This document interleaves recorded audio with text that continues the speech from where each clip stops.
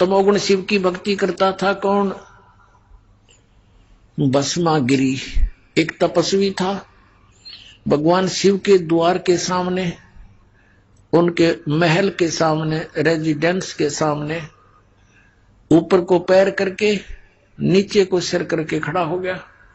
12 वर्ष तक खड़ा रहा। तब पार्वती ने कहा कि हे भगवान, आप तो समर्थ हैं, महादेवों के देव हैं, आप क्या नहीं कर सकते? क्या मांगता आपका पुजारी? इसको फ्री करो। अब भगवान शंकर जी ने कहा, तमोगुण शंकर ने, कि मांग भाई, क्या मांगता है भस्मागिरी? भस्मागिरी ने कहा कि प्रभु वचनबद्ध हो जाओ तब मांगूंगा, वैसे नहीं। भगवान ने सोचा कि मांगते हो, एक सिद्धि और मांग लेगा। कहने लगा भी ठीक। भगवान शंकर बोले भी ठीक है, मैं वचनबद्ध हो गया, मांगो क्या मांगता। खड़ा हो गया। क्या मांगा कि आपने जो ये कड़ा पहन रखा, ये कड़ा दे दो। उस कड़े में क्या करामात थी, क्या विशेषता थी कि उस कड़े को किसी के सिर पे रखकर यूं कह दे भस्म, तो वो जल जाता था सामने वाला। उसमें ऐसी सिद्धि शक्ति थी। और इस बात से परिचित था कौन? शिव का पुजारी भस्मागिरी। भगवान शिव ने वचनबद्ध हो गए थे, तुरंत अपना कड़ा निकाल कर दे दिया अगले पुत्र। भगवान शिव ने सोचा जंगल में रहता है, अपनी रक्षा के लिए मांगता होगा। अब जो ही भस्मागिरी के हाथ में आ गया कड़ा, वो भस्म कड़ा, अन्य बोले ही बोले, होशियार शंकर भगवान जिसकी पूजा करे था उससे का दुश्मन हो गया।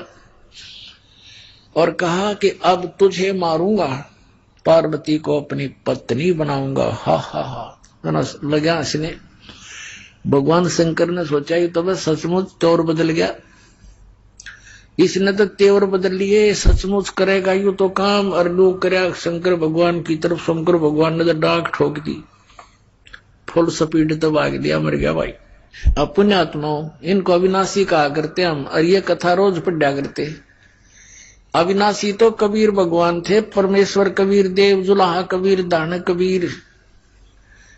और उनको कहने लगे कि तुम्हें उबलते हुए कढ़ाई में तेल के, सरसों के तेल के कढ़ाई में तेरी परीक्षा लेंगे। परमात्मा बोला ले लो। परमात्मा बैठ के जाके और जो के जो रहे। और फिर एक झेरे कुएं में डाल दिया परमात्मा को। ऊपर से मिट्टी गोबर सब कुछ भर दिया, छड़े सैकड़ों फुट मिट्टी, हजारों टन मिट्टी ठोक दी। शेक्त की गया सिकंदर लोधी के पास के, कहा कि तेरे उस भगवान को हमने मार डाला और झेरे कुएं में ठोक दिया है। सिकंदर लोधी कहने लगे वो तो देखो कमरे में बैठे हैं। जाकर देखा कमरे में बैठे, पसीने आगे सब कहे ये तो ये बैठा, हम कहे दबाए मिट्टी में। अविनाशी तो ये थे भाई, ये अविनाशी नहीं थे। ये आप कहने लग रहे हम अविनाशी नहीं है, हमारा जन्म मृत्यु होता है। तो ये लोक वेद सुना कर हमारे पूर्वजों का नाश कर दिया नकली संतों, ऋषियों में, ऋषियों मंडलेशों, गुरुओं ने। अब इनसे बच्चों टाइम दिया पुण्यात्माओं, पाछे गई सो जान दो, बाकी बची रख लो। कुछ नहीं गया अभी तक। असंग जन्म और होने थे, ये पीछा छूट जाएगा। अब ये तो तमोगुण शिव जी के उपासकों की कथा सुना दी कि राक्षस स्वभाव को धारण किए हुए इतना बुरा दुष्ट कौन होगा अपनी माता के ऊपर नीयत खराब कर रहा, क्योंकि गुरु यानी इष्ट की पत्नी मां के तुल्य होती है। और आगे आके भगवान शंकर जी और पीछे पीछे पुजारी, आगे भगवान, दोनों जहां स्पीड खींचे। अब भस्मागिरी ने तो ये था जब लग यो शिव जी ने मर लेगा इतने तो फ्री नहीं हो सकता, इसको मार के सांस लूंगा। आगे आपको पता है कि फिर भगवान आए पार्वती रूप बना के, गंडहत नाच नचा के भस्मागिरी को मारा। फिर श्री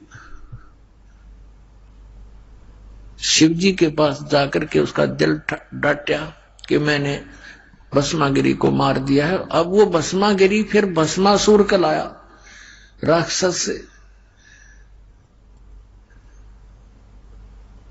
ये है पुण्यात्माओं गूढ़ रहस्य इन सदग्रंथों के। जो तत्वदर्शी संत के बिना इनको समझा नहीं जा सकता। तत्वदर्शी संत परमात्मा का, कबीर भगवान का कृपा पात्र होता है, उसी की बुद्धि खुल सके, ना तो काल खुल ना दे किसी की भी। अब आपको सुनाते